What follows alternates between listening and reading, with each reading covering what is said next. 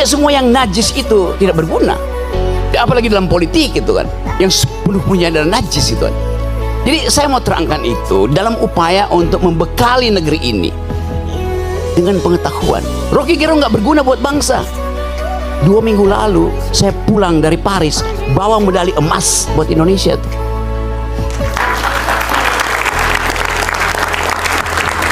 Apa dibiayai oleh negara? Tidak ada dibiayai oleh negara, kita cari uang sendiri itu.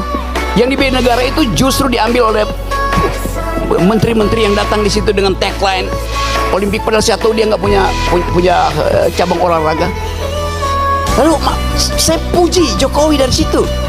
Terima kasih Pak Jokowi karena memungkinkan saya membawa pulang medali emas tuh.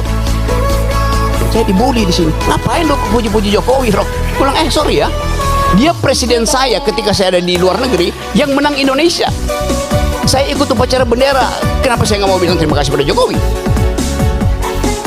Kan itu yang kita sebut value, kejujuran dalam berpolitik. Saya nggak punya masalah lain dengan pemerintah. Saya punya masalah dengan kebijakan yang mereka buat. Yang sebut kebijakannya itu dungu. Buktikannya sebaliknya kan. Bahkan saya bilang pada waktu itu, Jokowi sebagai presiden adalah bajingan tolol. Satu, PDIP marahin saya, dilaporin ke polisi. Saya kasih kuliah di Jogja, saya dilemparin botol di kepala saya tuh. Dia bilang, kenapa kalian marah? Saya cuma terangkan itu supaya kalian tahu bahwa yang saya kritik kebijakannya presiden, bukan Jokowinya ansih.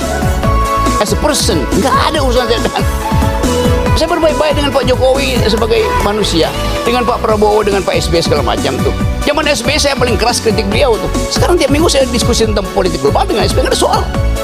Jadi saya mau pisahkan antara mental seorang yang mampu untuk memisahkan pengetahuan dia tentang kebijakan dan penghormatan dia kepada persona. Itu dasarnya.